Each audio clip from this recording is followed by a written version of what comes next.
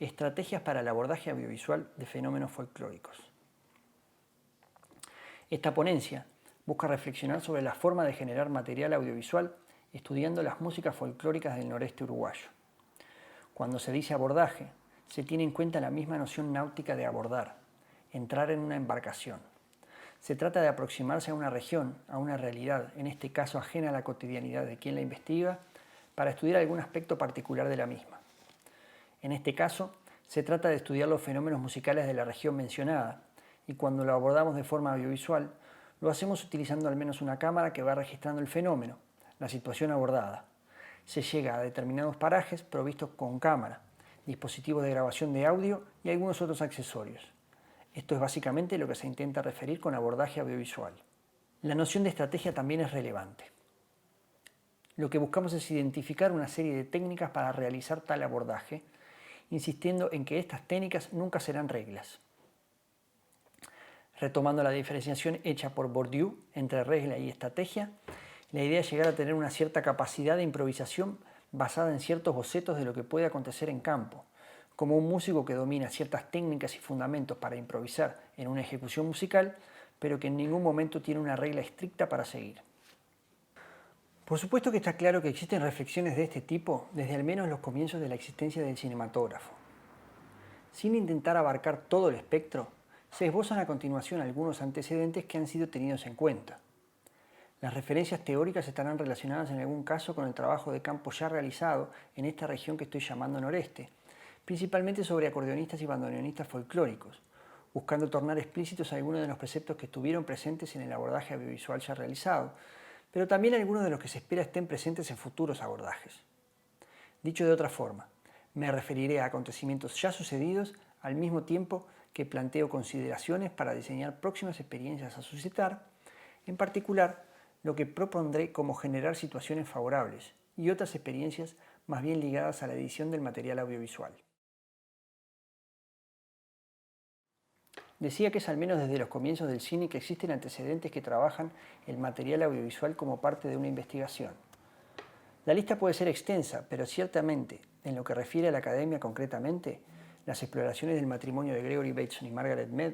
con sus trabajos fotográficos en Bali, aparecen entre los más referenciados. Es a partir de Bateson y otros colegas que surgirá la conocida Escuela de Palo Alto y su modelo polifónico de la comunicación, que deriva en los primeros antecedentes de la kinésica y la proxémica, o aún más detalladamente en el esquema propuesto por Schefflin para observar lo que hasta ese momento era común denominar por comunicación verbal y no verbal, esquema en el que se incluye a los objetos de estudio de las mencionadas disciplinas de la kinésica y la proxémica, entre otros elementos componentes de la comunicación. Con ellos, la utilización del audiovisual estuvo fuertemente justificada, pues eran los registros audiovisuales las principales fuentes utilizadas para el análisis y la obtención de conclusiones científicas, en particular la conocida escena del cigarrillo. Ahora bien, debe tenerse en cuenta que estas cuestiones en general, y en particular las de la kinésica, están enfocadas principalmente en una variedad de elementos del comportamiento corporal que se producen alrededor del habla, lo que resulta un antecedente importante a tener en cuenta para aplicar estas experiencias a los elementos corporales que pueden estar alrededor de la enseñanza de la música, como un posible ejemplo de los que nos compete aquí. De todas formas, no es intención de este trabajo atender a enfoques tan específicos aplicados al gesto en lo musical, sino más bien observar la utilidad del audiovisual en registrar este tipo de expresiones. En este marco, si bien afirmaciones sobre la importancia del audiovisual en la investigación etnomusicológica vienen siendo realizadas al menos desde los tiempos de las experiencias de Mead y Bateson, recién mencionadas, es posible observar que no es tan simple encontrar sistematizaciones respecto al uso del audiovisual en los estudios etnomusicológicos. Particularmente encuentro un trabajo de Leonardo D'Amico en donde el autor sugiere a Mantelhood en su libro The Ethnomusicologist de 1971, como el primero en destacar la importancia metodológica de la documentación audiovisual como una herramienta de investigación en etnomusicología. Sin embargo, debe observarse que, al menos en América del Sur, la primera mención que encuentro es la del brasileño Mário de Andrade, quien promovía el uso de la cámara y sus posibles utilidades en su conocida Missão de Pesquisas Folclóricas de 1938, mientras que en Uruguay, Lauro Ayestarán también anotaba esquemáticamente sus posibles utilidades en la década de 1950. A pesar de estas entendibles omisiones, es interesante cómo D'Amico argumenta sobre el conjunto de posturas, movimientos corporales, expresiones, gestos inherentes a la creación o interpretación musical que la cámara ayudaría a registrar de forma complementaria y hasta más apropiada que el soporte escrito. Si bien puede resultar una redundancia respecto a lo que observaban los autores anteriormente mencionados de la escuela de Palo Alto, el trabajo parece aportar algunas particularidades del uso del audiovisual en una investigación etnomusicológica, pues sugiere algunas funciones diferenciadas.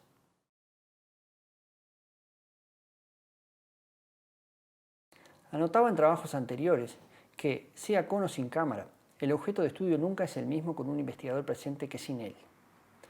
El citado Bourdieu insiste en la importancia de la construcción del objeto en una investigación académica. No quería tanto observar al observador en su particularidad, como observar los efectos que produce sobre la observación, sobre la descripción de la cosa observada.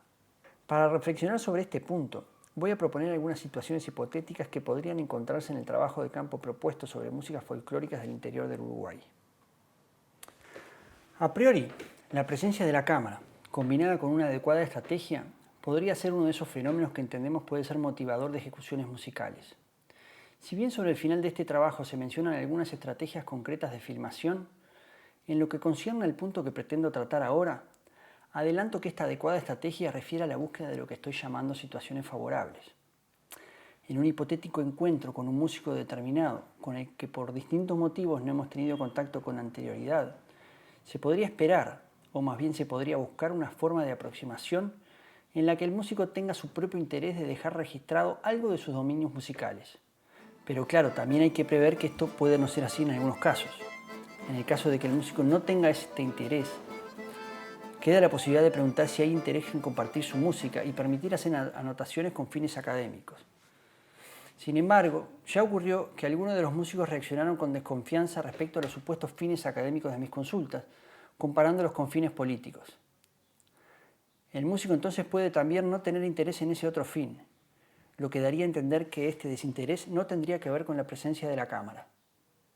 Mismo con un montón de variables que puedan surgir y que sería posible preverlas y abarcarlas con anterioridad, obsérvese que mi premisa para aproximarme al fenómeno a través del medio audiovisual se basa en la propia capacidad de la cámara en potenciar el foco de los protagonistas en el fenómeno documentado.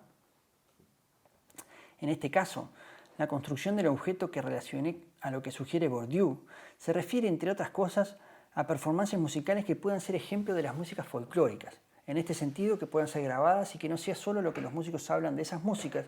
o lo que uno pueda decir de ellas, sino también de las propias músicas siendo tocadas por ellos en situaciones favorables.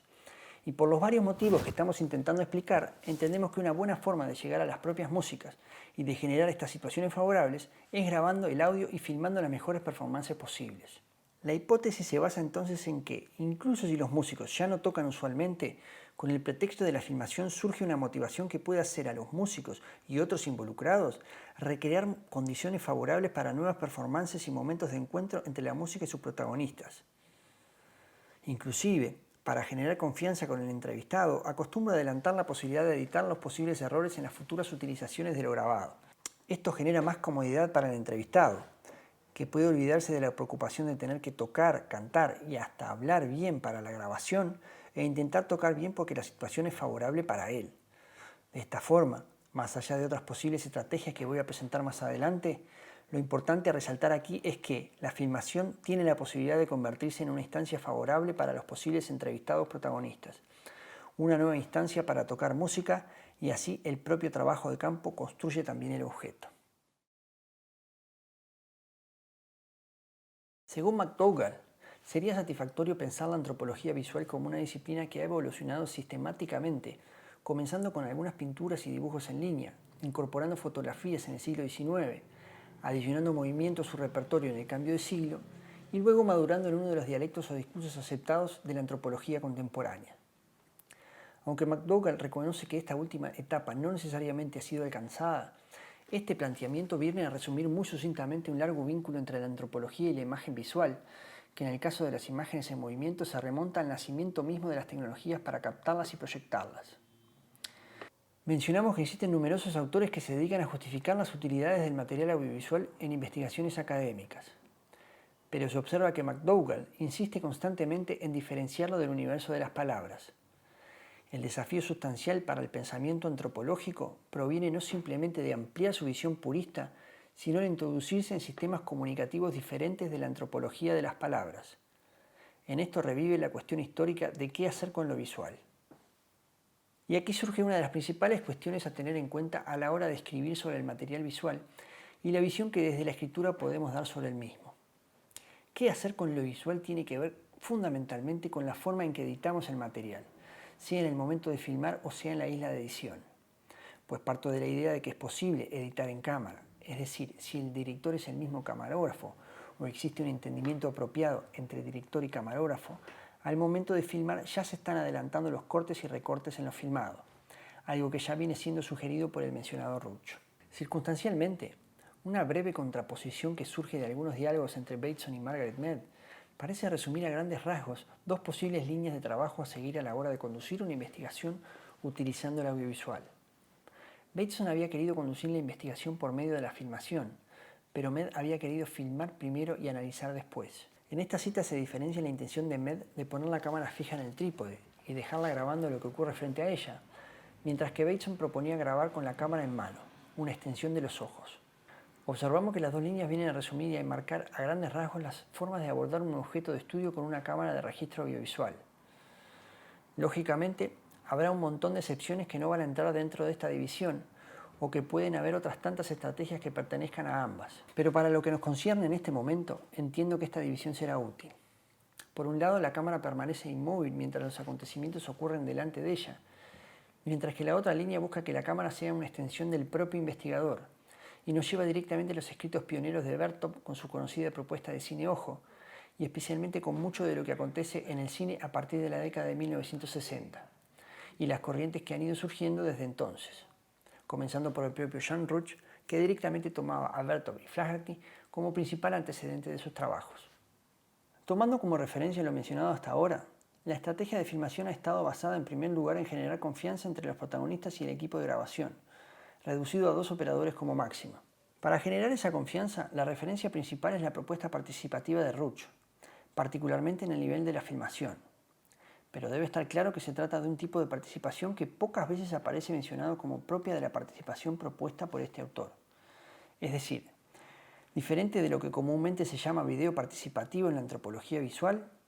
lo que Ruch llama la cámara participante indica un alto grado de entrenamiento y habilidad que tanto el operador de la cámara como el del sonido deben tener para mantenerse atentos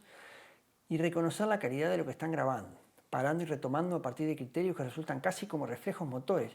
y así tomar las decisiones que se hacen en el mismo campo y proyectar posibles encadenamientos de lo filmado. Ruch insiste en que los observadores trabajando con el grabador de sonido y de filmación dejan de ser ellos mismos y actúan como catalizadores de los fenómenos grabados, y por este motivo son participantes. Participación entonces de los observadores, que el autor menciona también como cine trance, por el modo en que sugiere que los operadores, en un cierto estado de trance, graben el trance real de los otros. A estas premisas le adicionaremos uno de los elementos que Bazin adelantara como una de las particularidades del neorrealismo, y de hecho muy emparentado con lo que propuso Ruch. Esto es, que los realizadores audiovisuales actúen como filtros que el biógrafo de Bazin los conceptualizaba de la siguiente forma. Los camarógrafos neorrealistas se posicionan a sí mismos por sobre la percepción cotidiana, no por medio de trucos técnicos o de manipulación de lo que se está fotografiando, sino simplemente por la intensidad de su atención, la cual hace que ciertos detalles resalten. Llegan a ser un filtro, sugiere Bazin, sin cambiar nada, sino dejando pasar una corriente constante de hechos provenientes de una particular frecuencia de luz. Como se observa, todo esto está relacionado con la creación misma del objeto de estudio ya mencionado, y de aquí surge uno de los principales objetivos buscados, la generación y filmación de lo que he llamado encuentros musicales favorables. A continuación llegará el trabajo de edición en el estudio, y con la edición la etapa que adiciona a Ruch, inspirado claro en otros antecedentes, que consiste en la ya famosa presentación del primer corte a las personas que fueron filmadas. Esta será la estrategia para generar una segunda instancia de participación. En este caso, las observadas y los observados participan de la edición, haciendo sugerencias, indicaciones, comentarios, y se discute sobre la forma y las consecuencias de implementar las indicaciones y comentarios. Con respecto a los recursos de edición, Es importante observar que una de las características que relaciona la antropología visual con lo que se ha dado en llamar el cine observacional, incluso con las limitaciones que algunos discursos existentes sobre lo que puede entenderse por cine observacional acarrean, se refiere a este proceso de edición. Resumidamente, parece intentar evitarse cualquier artilugio en esta instancia de edición con el objetivo de ser transparente y así académicamente correctos. Este posicionamiento sería una de las garantías sobre la exclusividad que históricamente se le ha asignado al cine observacional de poseer la capacidad de acercar las experiencias de la realidad al público y trascender las fronteras culturales a través, entre otras cosas, de la ausencia de recursos de montaje, como por ejemplo las disruptivas yuxtaposiciones de tomas, generalmente asociadas a la escuela soviética de montaje o también llamadas el montaje intelectual o conceptual de Eisenstein. Sin embargo, debates recientes sobre montaje cuestionan estas posiciones y sostienen que los discursos recursos de montaje pueden obtener resultados similares en lo que refiere a estos objetivos. Montaje, tal como es entendido aquí, puede expandir nuestras posibilidades para la percepción transcultural solo por demoler los entendimientos del sentido común sobre la constitución del mundo. Esta posición de aprovechar recursos de edición también es compartida por nuestra propuesta. Es este uno de los motivos por lo que no llamo a esta propuesta como un ejemplo de cine observacional, aunque no se descarta que en algún momento se emparente con muchos de sus preceptos. En definitiva, McDougall, uno de los que propone esta cuestión de lo transcultural y también uno de los principales exponentes del cine observacional, está lejos de ser dogmático en este sentido. En su búsqueda por separar la producción audiovisual antropológica del universo de la palabra y trabajar en su propio lenguaje para producir así conocimiento antropológico, se termina alineando a las propuestas de Deleuze. Una película es en muchos aspectos una forma prelingüística, bombardeándonos no con afirmaciones sino con objetos. Nos permite volver a entrar en los espacios corporales de nuestras propias vidas y la de los otros, aprender cosas antes de entenderlas. Aprender cosas antes de entenderlas nos termina relacionando con la función que el audiovisual podría cumplir en el aprendizaje y o transmisión de dominios musicales, algo que personalmente he desarrollado en trabajos anteriores. Algo similar parece ocurrir con la cuestión de la construcción del objeto de estudio, que está claro que no es nada nuevo, pues ya Rouch lo venía proponiendo, y el mejor ejemplo parece ser el filme Toulouse y Beatty, donde la filmación parece provocar el trance que no se estaba logrando antes de comenzar a grabar, según las propias declaraciones de Rouch. Sin haber sistematizado estrictamente sus propuestas, el trabajo escrito y audiovisual de Rouch viene siendo la otra principal referencia junto con McDougall, en especial porque produjeron, y al menos McDougall aún produce, ambos tipos de productos, escrito y audiovisual. Pero en definitiva, quedamos enfocados principalmente en sus propuestas, reordenándolas y releyéndolas desde estas perspectivas, y esto sin despreciar para nada las otras propuestas como la propia del cine observacional. Las estrategias que brevemente hemos intentado esbozar aquí para filmar y editar son parte integral de la investigación en sus dos disciplinas principales, música y audiovisual. Aprendiendo a observar la música con la cámara, de formas análogas a como los protagonistas aprenden de cada uno, la música y la filmación se convierten en sitios de intersección. Y esto es parte de lo que algunas corrientes de cine hacen más insistencia, la existencia de determinados recursos que terminan por dar coherencia y consistencia a los ejemplos que puedan ser analizados y sin duda aportan al objetivo que nos hemos trazado de observar algunas estrategias para el abordaje audiovisual. Por último, McDougall además insiste en que el aporte del audiovisual debe ser pensado en proyectos a largo plazo, por lo que está claro que lo trabajado aquí es apenas un aporte más a esta reflexión, un antecedente escrito de algunas posibles estrategias y algunas posibles funciones del audiovisual. Es evidente que, lejos de agotar el tema, es posible y hasta necesario que los ejemplos y las conclusiones sean ampliadas y profundizadas, sea por otros investigadores o sea en posibles instancias futuras de continuidad de este proyecto. No me acuerdo ahora cómo era que vos siempre pedías. Así era, me parece, ¿verdad?